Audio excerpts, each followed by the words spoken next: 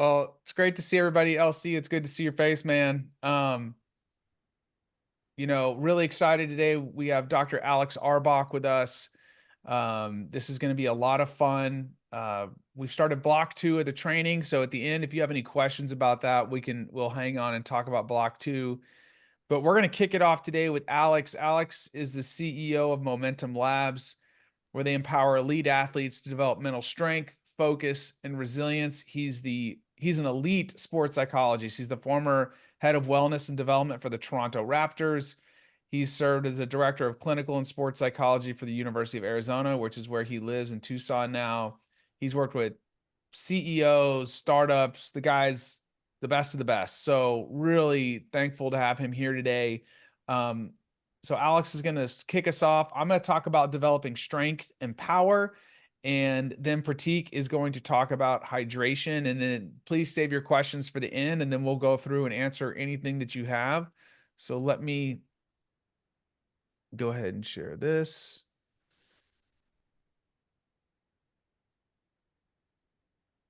Can you all see the screen? Yeah. All right. So Alex, take it away, man. Well, Eric, thanks for having me, and I'm impressed by your design skills here. I wasn't expecting this, but it's a nice It's touch. not me, it's Mika. Al, she's doing a great job.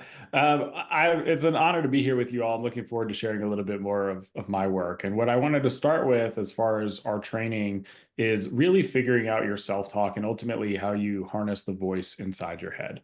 Now, we think somewhere between 60,000 and 80,000 thoughts a day. So there's a lot going on up there. And about 48% of those thoughts are about the past or the future, which are typically thoughts about things that are unhelpful when it comes to performance. And so, what the best in the world are doing is figuring out how they harness their self talk and the way that they speak to themselves to help themselves think, feel, and perform better a bit more consistently. Eric, I don't know. Do we have other slides, or am I just riffing off Yeah. this one? I No, can you keep got, going. yeah. Okay, cool. So, what I'm here to sort of work you through today is the way that you can talk to yourself most effectively. Typically, when you're competing, what you're really under is stress, right? And stress is just your brain and body preparing you to do something effortful.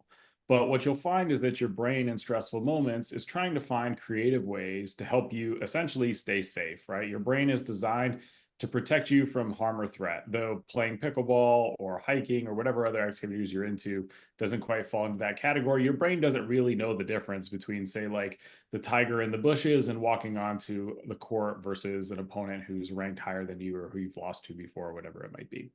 And so, what we want to do is figure out how we most effectively harness our self talk and channel that inner narrative to promote peak performance. And what the research shows is there are really 4 key messages that you want to be sending to yourself whenever you're feeling stress or pressure, or you need to direct your self talk in a way that's maximally helpful.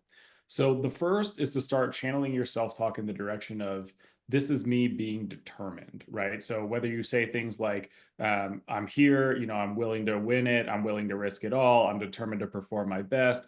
There's no right or wrong phrase, but if you can start to channel your self talk to be about determination, effort, will, what you're going to find is that your psychology will sort of inform the rest of your physiology, and you'll use your energy more effectively to perform well under pressure and to perform when you're feeling a bit stressed. And this also increases motivation, helps you feel a little bit more focused, and can promote things like flow or more optimal experience in sport. So that's message number 1 that we really want to dial into. Message 2 is to tell yourself you're excited. So suppose you're not a person who resonates with the idea of determination or will or effort. There are some people who that just doesn't do it for them. That's fine.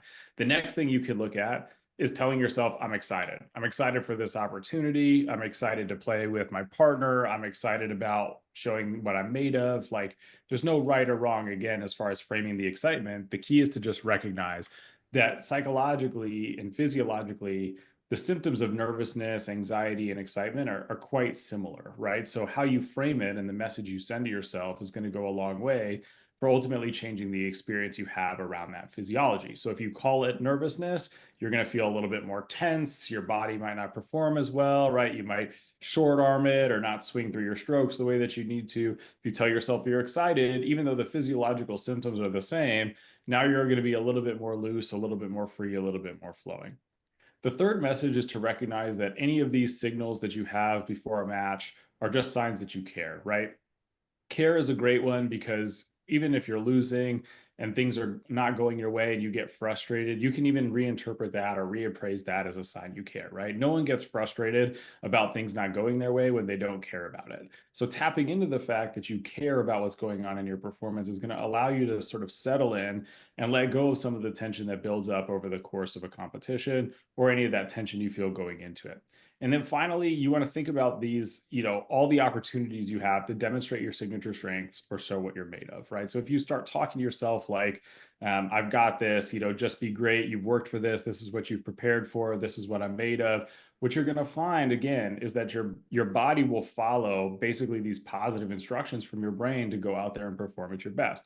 And if you're looking for a really good example of what this self-talk sounds like, I think we're going to show you one here in a Yep. little bit if we embedded that. Awesome. So we can click to the next one, Eric, and I'll give a couple examples here before we get to this, the great video that I love. So I want to point out too that self-talk is going to show up in all three phases of your performance. And so maybe you've heard of these phases before, maybe not. I'll hit them really quickly again. But the first phase, kind of pre-performance, is what we call preparation.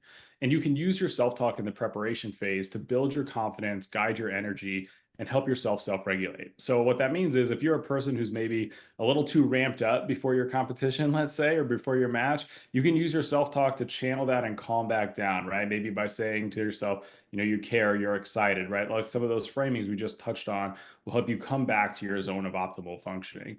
If you're not feeling so confident before you go into a game, you can use self-talk like you've got this, or you've worked hard for this, or you're ready, to help build that confidence.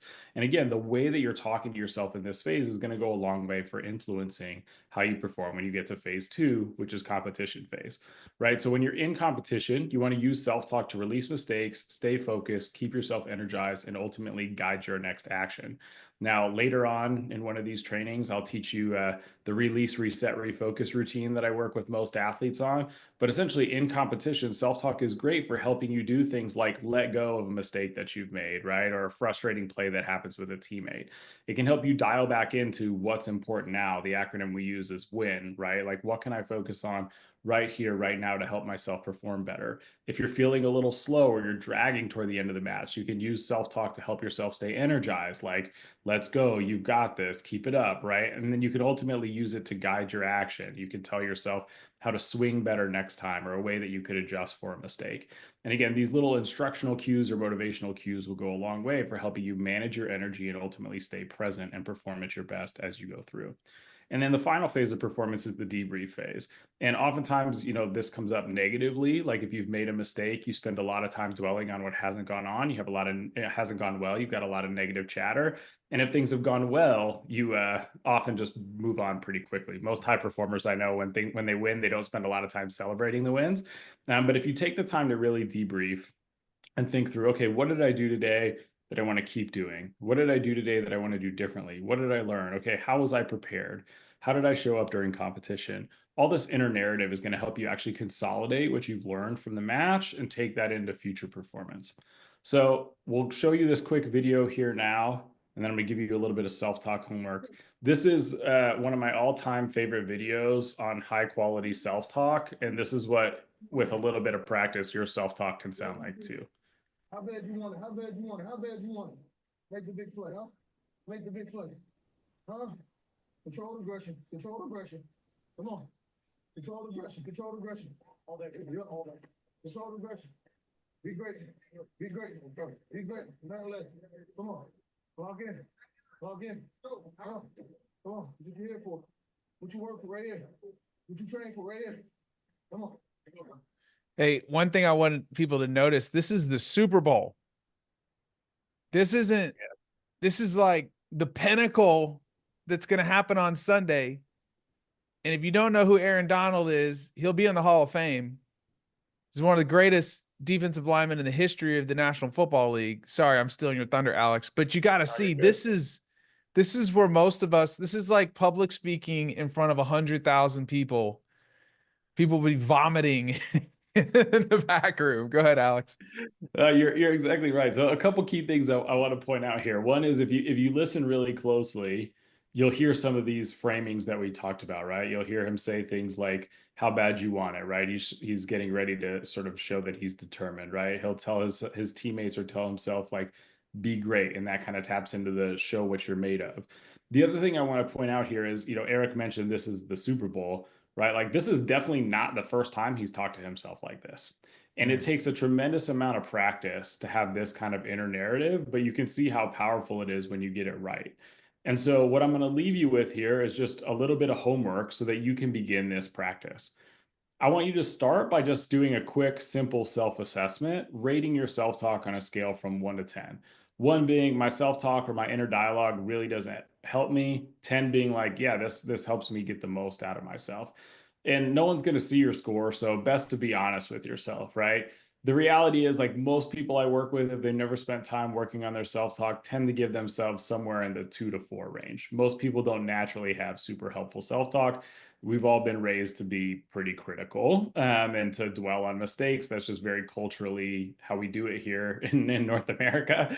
And so it's likely that you've internalized some of that. So it's not a bad thing if that's what your score is. We just want to recognize kind of where we're starting from. Then the second thing I want you to do is identify a simple phrase that you could use that might help you move one step closer to being a 10, right? So suppose you rate yourself a 3. How do you go from 3 to 4? Well, the way you go from 3 to 4 is by clearly identifying a simple phrase you want to practice that you believe is going to help you think, feel, or perform better. And you can use one of the 4 framings that I've introduced you to, right? That you're determined, you're excited, you care, or you're ready to show what you're made of, to help you build a good phrase that you can practice repeatedly. And what I'd encourage you to do is implement this new self-talk wherever you need to in whichever phase of performance, either preparation, competition, or debrief. But I want you to practice this often, like once a day minimum. Practice using this new phrase, helping yourself just get used to speaking to yourself in a bit more of a helpful way. And what we find is that when people consistently practice their self-talk, it only really takes a couple weeks to start to notice, like, oh, I do say some unhelpful things to myself, or that little statement right there wasn't great, but this statement really worked for me. And as you fine tune it better, what you're going to find is that you do feel a little bit more confident, you do feel a little bit more prepared, and your teammates are actually going to like you a bit more, because what happens is when we have good positive self-talk, we tend to say more positive things to the people that we play with also. So I'm done on that one. Thank you, Eric, for the opportunity to share a little bit more about it. And I look forward to keeping building on some of this stuff in the future. Yeah, why don't we, since you're going to take off in like 10 or 15 minutes, does anybody have any questions for Alex regarding this topic?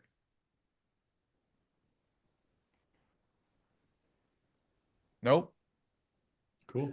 I think this is one of the most critical skills because who's the guy that always says stop listening to yourself and start talking to yourself? I don't know, but that's a good one. Yeah. I wish that was me. Well, you can say it. He's the guy that works with Nick Saban, and we actually had him come in when I was with the Texans. Brett McCabe or Trevor Moawad? Not Trevor. I'll think of his name and I'll send it to you. But he always, I know Trevor I knew Trevor. But he always used to say, stop listening to yourself and start talking to yourself. Like, control the narrative inside your head.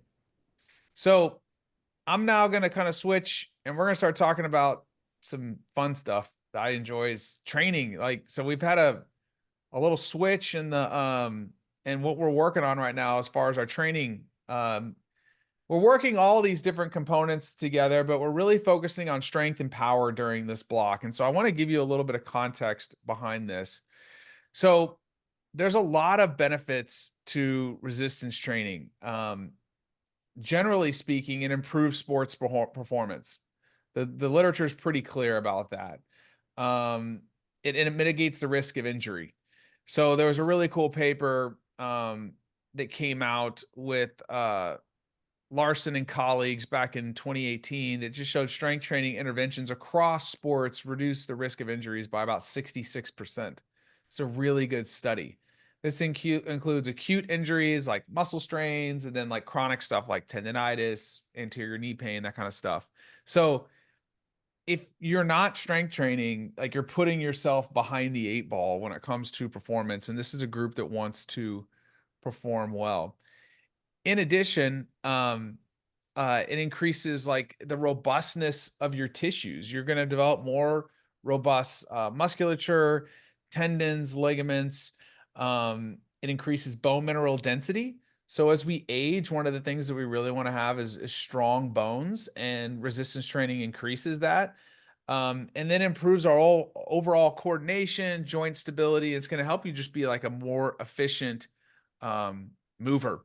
In addition, it elongates your life.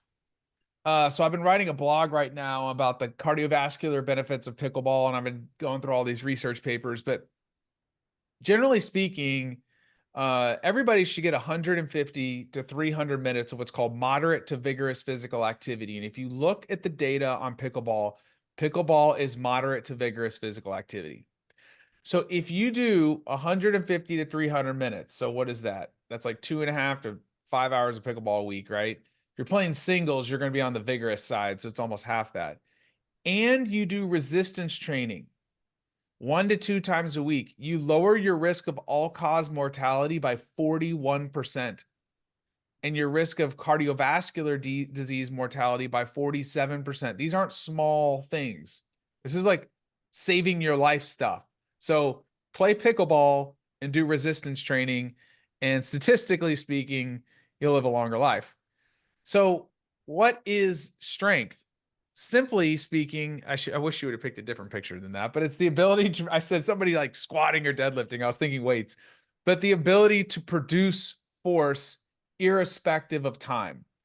So just moving, lifting heavy things.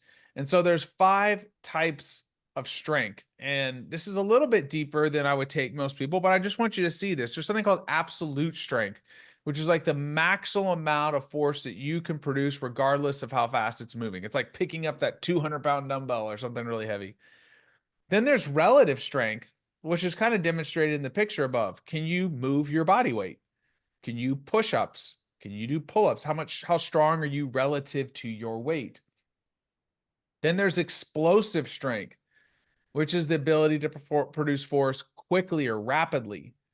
There's strength endurance, to be able to sustain this over time, long term. And then there's reactive strength, which is like the ability to move from, you know how we've been doing these eccentric things where you're moving slow, 2 seconds down, 1 second up. Well, in the real world, when you're on a pickleball court, you go from eccentric to concentric really fast, change direction, boom, boom. And this helps with things like rapid change of direction. So there's really 5 different types of strength. So if we want to just think about like how to get stronger, to be quite honest, getting strong is simple. It's like falling out of a boat. It's that simple. Number 1, it takes something called progressive overload. You just gradually increase the weight and reps and or intensity over time. So you ever heard of is it Milo of Croton?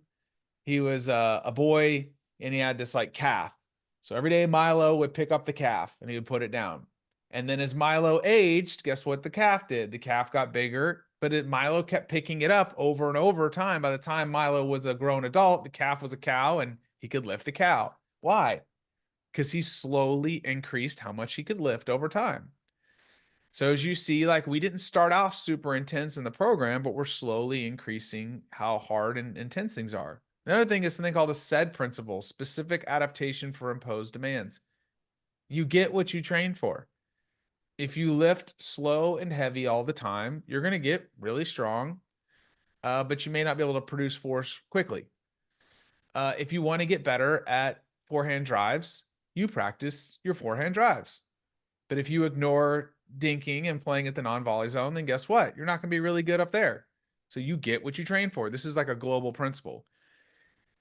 This one, it's just kind of something I always say. You stimulate, you don't annihilate. Meaning, remember I told everybody week 1, start off with lower intensity, like go easier than you think you're probably going to need to do. But I got feedback from some of y'all that you were still sore.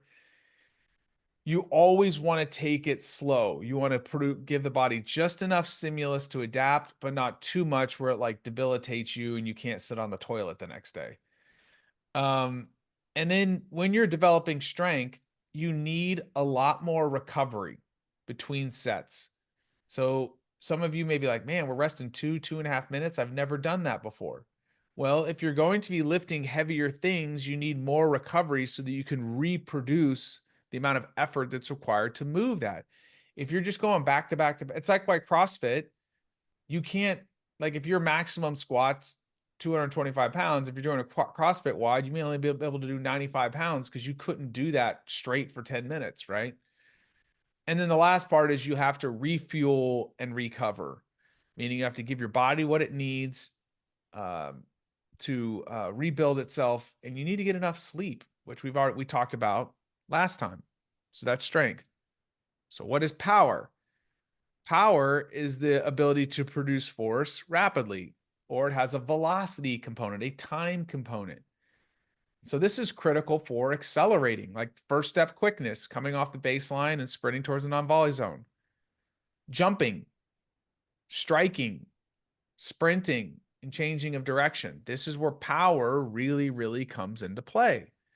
These are things that most pickleball players don't develop, and it's an advantage to those that spend time on it.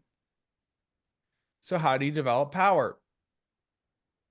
Now, I'm simplifying this here, but things like that have a velocity component, explosive sprints, like we've got in the program right now, accelerating, jumps, we're working on that reactive strength, medicine ball throws, or some of you don't have medicine balls, you have explosive bands that we're using. Now we're adding a velocity component, and then explosive weightlifting, the dynamic efforts like the speed squats that we've been doing. Now we're moving a weight really fast. And you need complete recovery between sets. You cannot, if you want to develop power, you have to have high outputs. If you don't have high outputs, you're not going to be able to reproduce high efforts. And there's something I didn't put in here, but for those of you listening, I want you to write this down. There's something called CAT, C-A-T, compensatory acceleration. Okay. And what compensatory acceleration is, it's essentially the intent to move the weight quickly, no matter how heavy it is.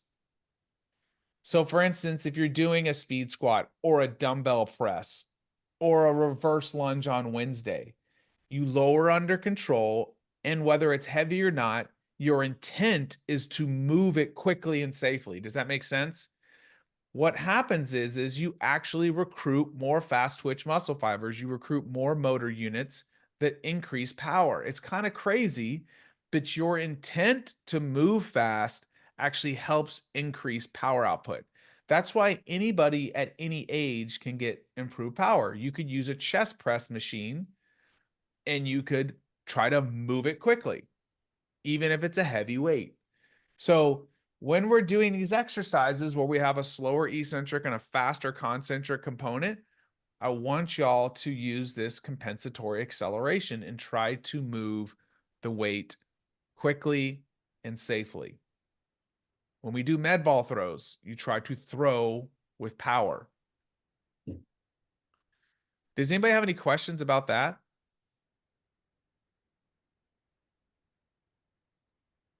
All right. Critique. Hydration. All right, I'm up. Good stuff, guys. So we've already talked about hydration a little bit. This is just taking it a little bit more in depth and really just showing how important it can be, either positively or negatively, depending on what your current habits are. So I'm hoping after you guys have completed this first block and you've identified what your current habits are and taken into consideration what our recommendations are, you're slowly starting to implement these things and you're getting the benefit of it. Sometimes we do these things, we don't actually know, hey, is this actually working? I feel a certain way. But when it's not up to par, when it's not part of your normal everyday routine heading into training or during training, or if it's missing, 100% of the time, you're definitely going to be able to feel it. So hopefully that kind of is brought to light with a lot of the different things that we're mentioning to you guys. But one of the best things that I've ever heard from somebody, so I didn't create this, they had mentioned that, look, in its simplistic form, just being adequately hydrated is one of the easiest ways, one of the number one ways to enhance performance without having to take anything crazy, do anything crazy, or take anything exogenously. And I didn't think much of it, but it actually makes a lot of sense. And when you think about the importance of hydration and what the detrimental impacts of dehydration are, then it really hits home. So in simplistic form, hydration directly impacts your physical and mental performance. So obviously, we got a master class from Dr. Arbach about just some initial things that you guys can do to help out with just reframing, getting yourselves in a good, positive mindset. Now, underhydration can lead to reduced endurance, fatigue, and poor focus, all things that you're going to need when you're competing. And it doesn't matter if you're not a serious professional level player or you like to do it recreationally. You want to put your best foot forward. You want to be able to really back up that positive self-talk. And when you're tired, when you're dehydrated, when you're not really mentally focused, because there are a lot of different things that are pulling away from that, it's going to be difficult for you to perform the way that you want to. One thing I will mention, it's not super common, especially in this population in this sport of pickleball, but overhydration can become an issue. It's generally what we might see when people are competing day after day after day, especially in very hot, humid conditions. And this definitely comes from the endurance sector where you have people that are doing ultras and marathons and 150 milers. But what you want to not do is just overhydrate with drinking way too much water and not having any electrolytes, because when you get diluted, when you become hypernatremic, then some serious health issues occur. But just wanted to bring that to your attention. I don't think it's something that I'm overly concerned about in this population. So you might ask, like, okay, my partner sweats a lot differently than I do. And that's the truth. Everybody's sweat rate and sweat response is very different. It's very individual. Some has a genetic component. A lot of it actually has to do with things you do on a daily basis. So things that can affect your hydration status. One is, are you a heavy sweater in terms of losing a lot of fluid or not? Two, do you lose a lot of electrolytes when you sweat or you don't? So you're basically one of four conditions. You lose a lot of volume or you don't. You lose a lot of electrolytes or you don't. You're one of four people. And that's very individualized person to person. Now, the other really big thing that can impact your hydration status and how much you end up sweating is environment. Now, Phil, I know you had a tournament last time we were on this call, and you mentioned that it was very hot and humid.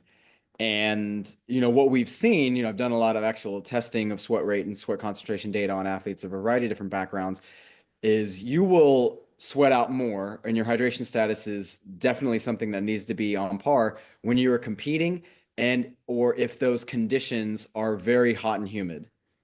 Now, even if it's hot, you might not sweat as much as, say, it's not as hot, but you've got, 70, 80, 90% humidity.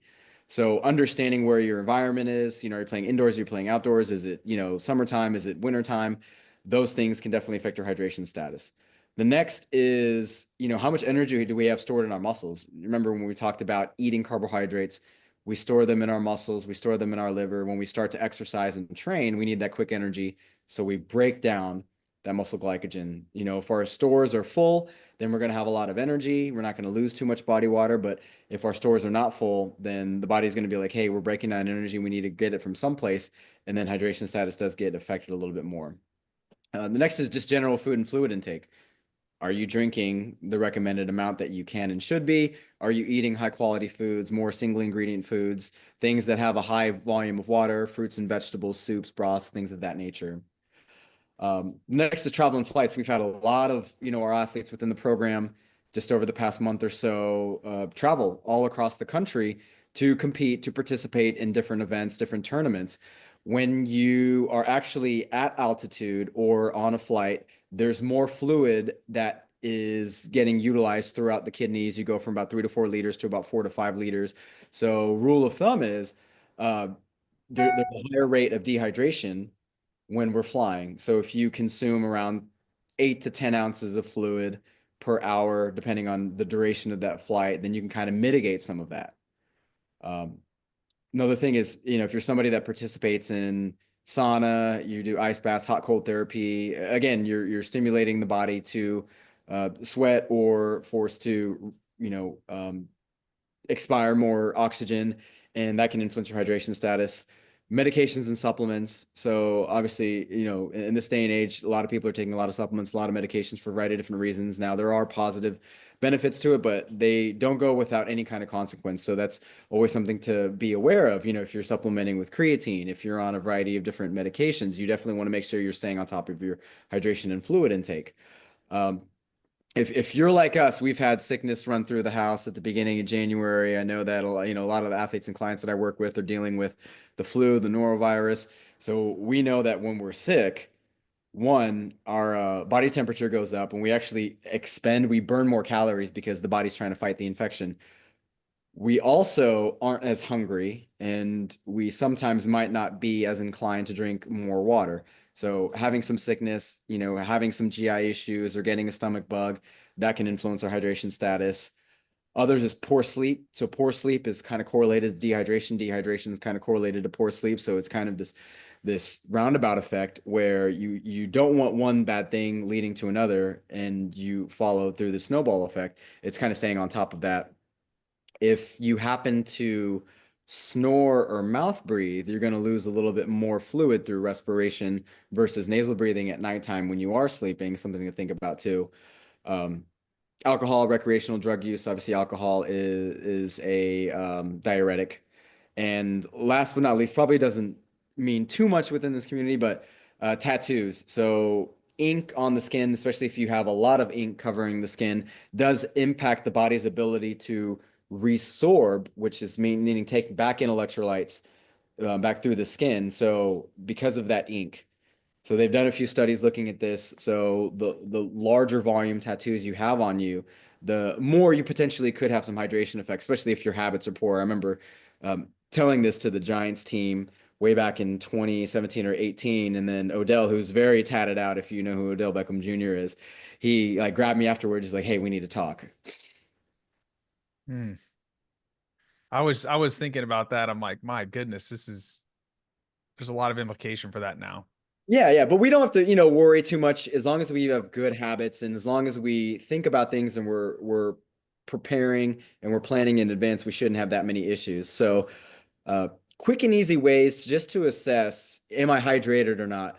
One is if you know how much fluid you sweat out from a training session, and I'm not talking about a lift. I'm not talking about just a really, you know, quick hit and drill session, more so from longer duration intense training, tournament time where you want to make sure that, hey, I'm on top of my hydration. Just really quick, body weight before, body weight afterwards. How much fluid did I end up losing? If you lose more than 2%, then that kind of accelerates some of the negative impacts of dehydration. But the goal is just, again, I don't have to replenish everything. It's just, am I consistent with my habits? The next is, you know, check your urine color throughout the day. Generally, if you're pale yellow or lighter, that's where we want to be.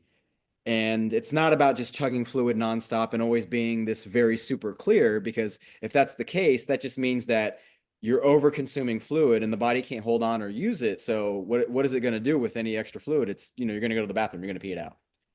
And the last is just monitoring your thirst. And a lot of people have a lot of different opinions on this, but I go back to what's actually been studied. And if you can anticipate or stay ahead of the thirst sensation, then you're actually doing a pretty good job of just making sure that you're decently hydrated. Once you start getting really, really thirsty and that thirst sensation kicks in, is like, hey, I really need to go drink a bunch of water.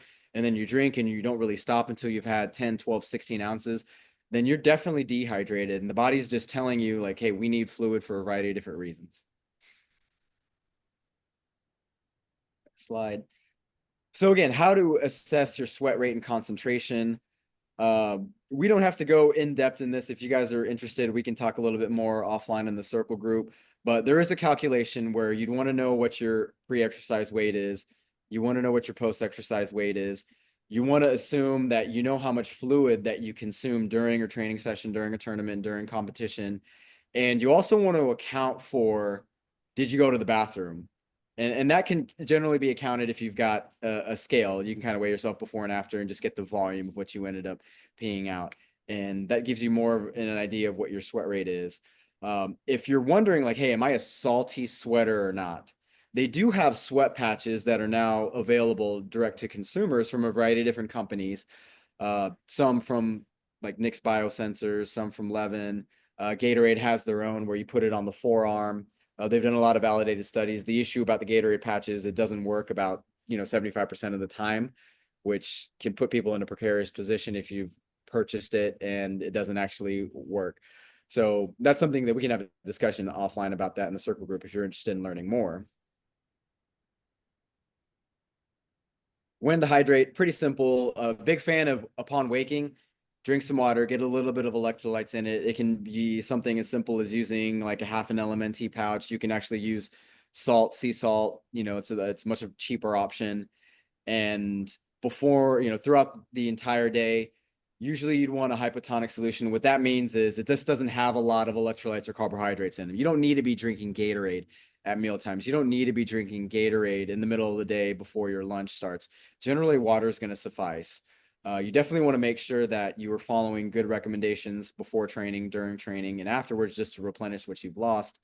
And definitely at meal times, season your food, drink your preferred fluid, whether it's milk, whether it's water, whether it's a protein shake add-on, that'll be enough. So how much to hydrate? We've kind of already mentioned this before.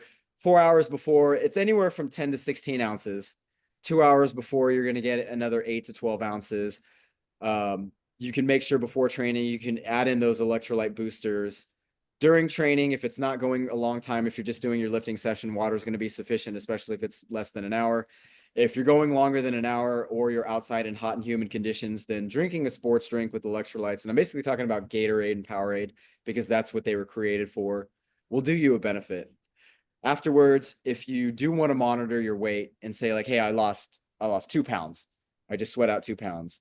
Well, then what you'd want to do is try to drink anywhere from 20 to 24 ounces per pound you sweat out. And you might be asking like, hey, why isn't it just 16? Because 16 ounces a pound.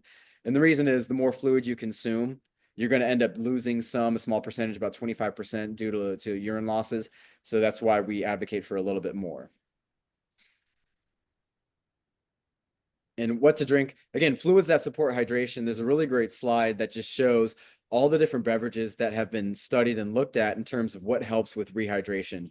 And the number one of the best things is skim milk, milk, and chocolate milk. And then it kind of goes down the line. Then you have protein shakes, then you have smoothies, then you have things like bone broth, you have specific sports drinks and water, and then coffee and tea. But everything is completely up for grabs in terms of your choice for what you want to drink. Obviously, my recommendation is keep some more of those liquid calories in and around your meals, and then keep more of the specified sports drinks in and around training, and then water is going to suffice pretty much anytime outside of that for you. Now, this is one strategy that I do want to mention that would be very beneficial if you are playing in really hot and humid conditions. So Phil, if you ever have a tournament coming up and it's going to be in similar conditions where it's going to be very hot and humid, or you've got a tournament coming up and you might be playing multiple matches over the course of one day or over the course of multiple days together, is the strategy which is called preloading, which has been done in endurance populations. This has become very popular. It's done in the team setting with individual athletes too for a very long time, where we take a certain amount of fluid. In general, it's around 750 milliliters, which is equivalent to anywhere from 20 to 25 ounces. And so you want to do this about an hour and a half before training. And what you do is you add a high sodium load to it.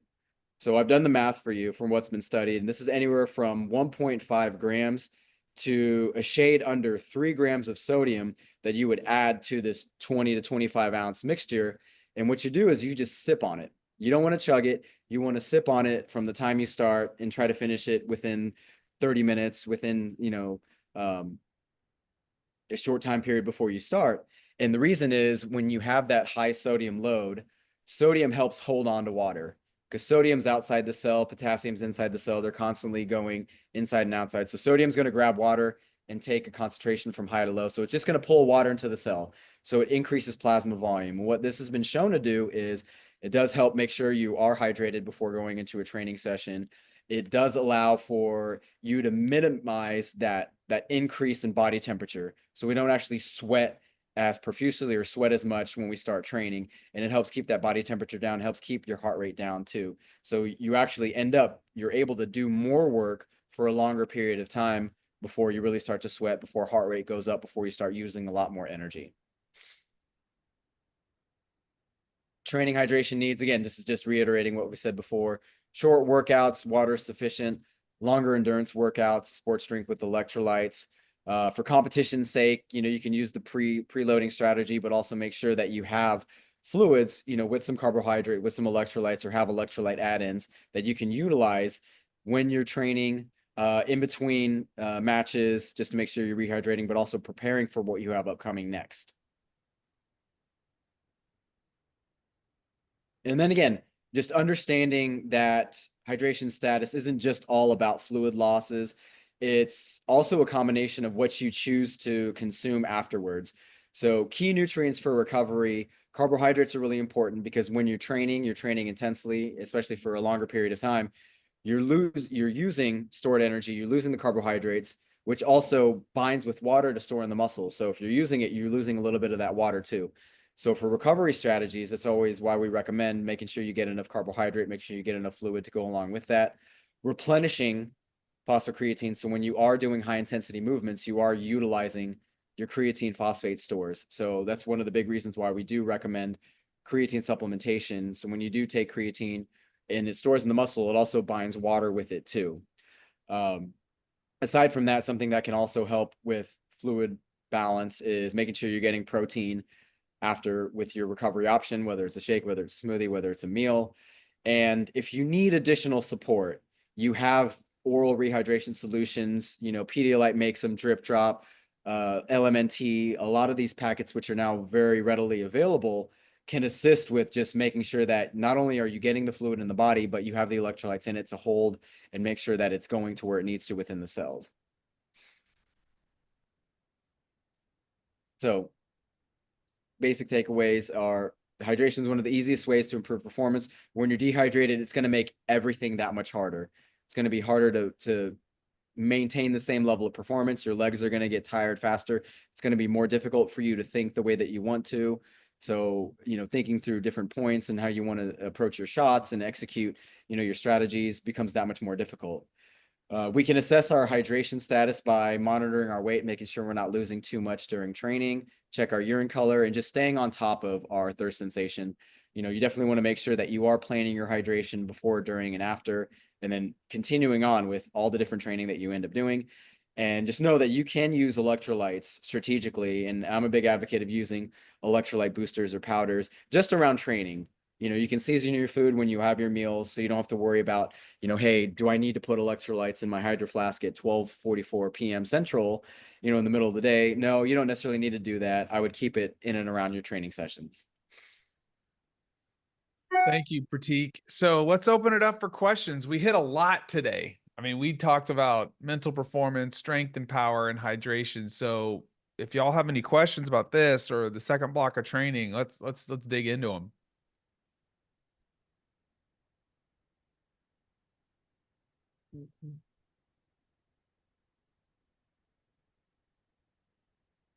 Practicing what I preach. There you go. Oh, I do have a question. This is Phil. On you're talking in the very beginning about the medicine ball substitute. So I was just wondering what that was because I don't have the medicine balls at the moment. Yeah. So first of all, I can send something in the group chat. I've had a couple people reach out. Like, I would recommend buying like a 4 or 6 pound medicine ball that's soft, and you can get them for relatively inexpensive. And you could throw them against a brick structure or whatever. But you could take a band that's got enough tension, and you could attach it to a like say a rack or a wall.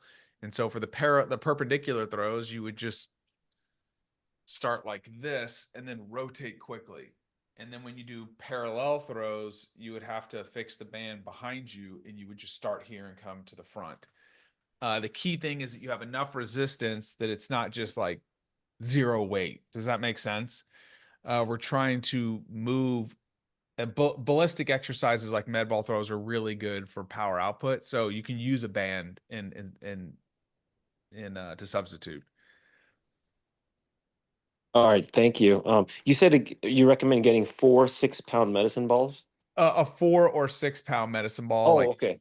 yeah. Like you could get a 4 or 6. Yeah. Please don't do that. It'd be expensive. I'll drop something in the group chat about medicine balls. You can get some good ones on Amazon for cheap.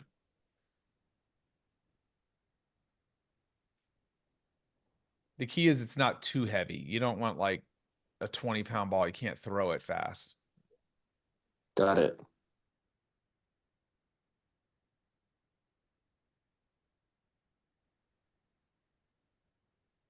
Anybody else?